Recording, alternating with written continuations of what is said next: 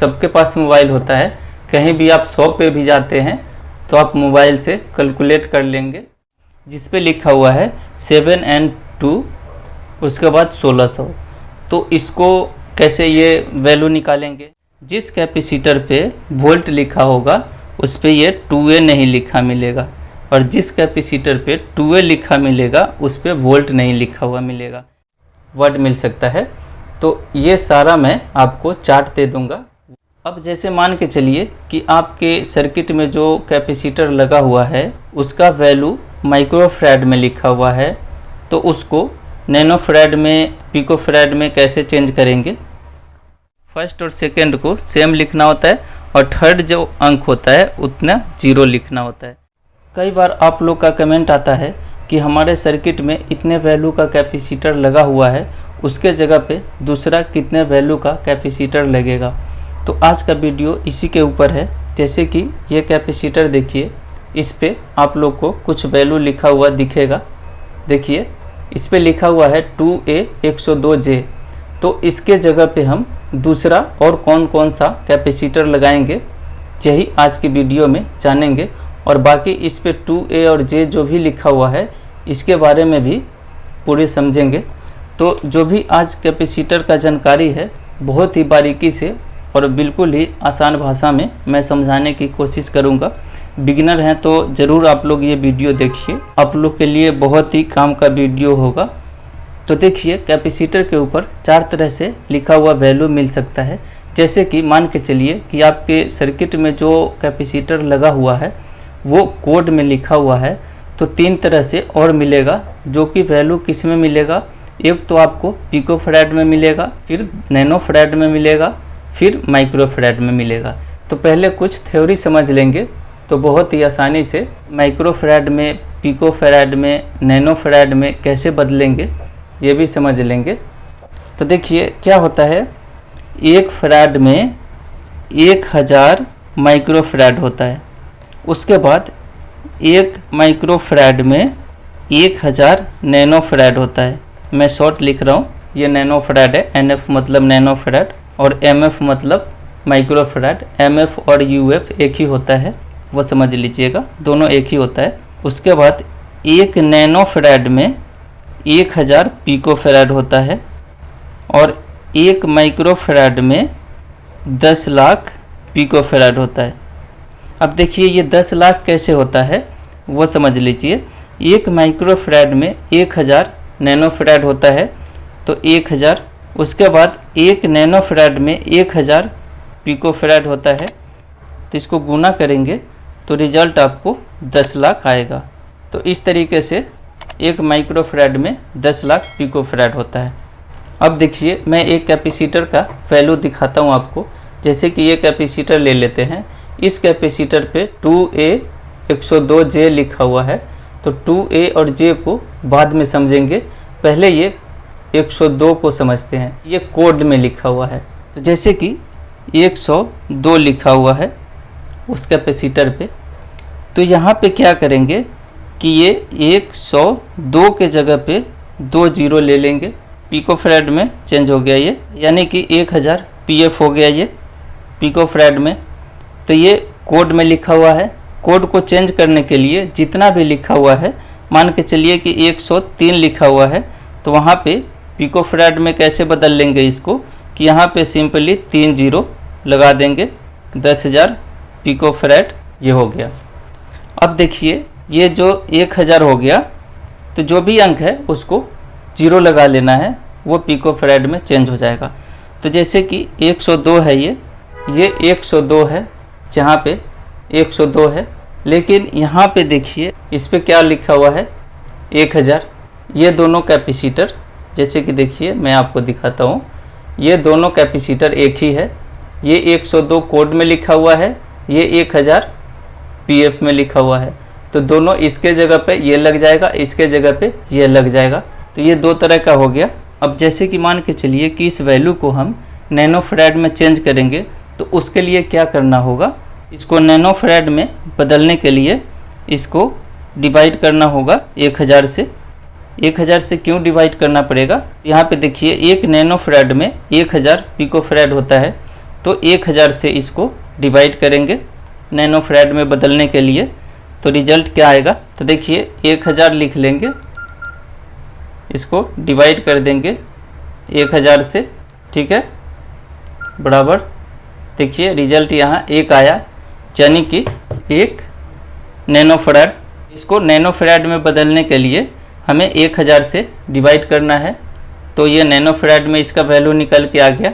अब देखिए कि इसका वैल्यू माइक्रो फैराड में निकालेंगे, तो उसके लिए हमें क्या करना होगा कि 1000 यहाँ पे लिख लेंगे फिर से। अब इसको डिवाइड करना पड़ेगा 10 लाख से, 10 लाख से डिवाइड करना पड़ेगा। अब इसको 10 लाख से क्यों डिवाइड करना पड़ेगा, तो इसको 10 लाख से इसलिए डिवाइड करना पड़ेगा कि देखिए 1 माइक्रो फैराड में 10 लाख पिको फैराड है, इसलिए इसको माइक्रो फैराड में बदलने के लिए हमें 10 लाख से डिवाइड करना होता है। मोबाइल में 10 लाख से डिवाइड करेंगे तो 1000 डिवाइड 10 लाख, ठीक है, बराबर। तो इसका रिजल्ट क्या आया 0.001। तो इसका माइक्रो फैराड में क्या वैल्यू रहेगा 0.001। ये माइक्रो फैराड में इसका वैल्यू रहेगा इतना। कोई भी वैल्यू का कैपेसिटर है उसको इसी तरीके से माइक्रो फैराड में, पिको फैराड में, नैनो फैराड में चेंज किया जाता है। अब ये तो हो गया आपका चेंज करने का तरीका। अब जैसे मान के चलिए कि आपके सर्किट में जो कैपेसिटर लगा हुआ है उसका वैल्यू माइक्रो फैराड में लिखा हुआ है, तो उसको नैनो फैराड में, पिको फैराड में कैसे चेंज करेंगे। तो उसके लिए क्या करना होगा, अब मान के चलिए कि ये वैल्यू आपके सर्किट में लिखा हुआ है जो कैपेसिटर है, तो इसको आप कैसे बदलेंगे। तो यहाँ पे लिख लेंगे 0.001, ठीक है, ये माइक्रो फैराड में आपका वैल्यू लिखा हुआ है। अब इसको नैनो फैराड में निकालने के लिए गुना करना पड़ेगा 1000 से। 1000 से इसलिए गुना करना पड़ेगा कि 1 नैनो फैराड में 1000 पिको फैराड होता है, तो इसको गुना करेंगे। आप शॉप पे भी जाते हैं, सबके पास मोबाइल होता है, तो कोई सा भी वैल्यू लगा हो सिंपली आप मोबाइल में कैलकुलेट कर लेंगे। तो यहाँ पे लिख देना है 0.001, इसको गुना कर देना है 1000 से, बराबर 1 आ गया, यानी कि 1 नैनो फैराड में बदल गया ये। अब देखिए यहाँ बदला हुआ नैनो फैराड में था, तो आपको ये सर्किट में अगर माइक्रो फैराड में लिखा रहेगा तो उसका बदलने का तरीका नैनो फैराड में 1000 से गुना कर दीजिए। अब मान के चलिए आपके सर्किट में जो पीएफ लगा हुआ है वो नैनो फैराड में लिखा हुआ है, तो उसको पिको फैराड में कैसे चेंज करेंगे। तो इसको 1 लिख लेंगे, इसको गुना करना पड़ेगा 1000 से पिको फैराड में बदलने के लिए। तो यहाँ पे गुना कर लेंगे 1 गुना 1000 बराबर 1000 हो गया। तो ये 1000 पिको फैराड में बदल गया। अब जैसे कोड में बदलना है तो मान के चलिए कि 1000 लिखा हुआ है, तो सिंपली ये 2 जीरो को हटा के यहाँ पे 2 कर लेंगे, ये कोड हो गया। इसी तरीके से कोई सा भी कैपेसिटर हो उसका वैल्यू नैनो फैराड में, माइक्रो फैराड में, पिको फैराड में या तो फिर कोड में इस तरीके से बदल के, और जो हमारे सर्किट में जितने वैल्यू का कैपेसिटर लगा हुआ है उसके जगह पे ऐसे चेंज करके और लगा लेंगे। अब एक और कैलकुलेशन आपको मिलेगा, जैसे कि ये कैपेसिटर जो हम स्क्रीन पे शो कर रहे हैं जिस पे लिखा हुआ है 7N2 उसके बाद 1600, तो इसको कैसे ये वैल्यू निकालेंगे। इसका वैल्यू निकालने का भी तरीका है कि ये N का मतलब क्या होता है कि ये नैनो फैराड में वैल्यू है, तो ये क्या लिखा हुआ है 7N2, ये वैल्यू है इसका। नीचे लिखा हुआ है 1600, तो इसको क्या करना है, तो 7N के जगह पे पॉइंट लगा लेंगे 2, ये इसका लिखने का कोड है। नैनो फैराड ये है 7.2 नैनो फैराड, ये है इसका मेन वैल्यू नैनो फैराड में, लेकिन वो 7N2 शॉर्ट में लिख दिया है, इससे बहुत लोग कंफ्यूज हो जाते हैं। तो इसका भी मैं समझा देता हूँ। तो इसको क्या करेंगे कि अब जैसे 7.2 इसको बदल लेना है, जहाँ ये वर्ड यूज किया है वहाँ पे पॉइंट लगा देंगे। तो तो 7N2 का 7.2 NF मतलब नैनोफेराड हो गया ये। तो ये नैनोफेराड में वैल्यू है, लेकिन मान के चलिए कि ये वैल्यू नहीं मिल रहा है, तो इसके जगह पे दूसरा कौन सा लगेगा। तो 7.2 नैनोफेराड को अगर पिकोफेराड में बदलना है तो क्या करना पड़ेगा, तो इसको यहाँ पे लिख लेंगे 7.2 नैनोफेराड से पिकोफेराड में बदलने के लिए हमें 1000 से गुना करना पड़ेगा। बराबर मोबाइल में देख लेते हैं, 7.2 इसको गुना करना है 1000 से, बराबर 7200 आ गया। यानी कि ये 7200 ये पिकोफेराड में चेंज हो गया। 7200 पिकोफेराड को नैनोफेराड में तो ये वैल्यू है ही इसका। अब इसको माइक्रोफेराड में चेंज करना हो तो क्या करेंगे, जैसे फिर यहाँ लिख लेंगे 7200, इसको डिवाइड करना पड़ेगा 10 लाख से। तो इसका वैल्यू कितना आएगा, मोबाइल में डिवाइड कर लेंगे तो 7200 डिवाइड 10 लाख बराबर देखिए 0.0072, ये इसका माइक्रोफेराड आ गया। तो यहाँ पे लिख लेंगे 0.0072, ये इसका माइक्रोफेराड में वैल्यू निकल के आया। तो ये क्या होता है कि ये माइक्रोफेराड में जो वैल्यू है ये बहुत लंबा हो जा रहा है, 0.0072।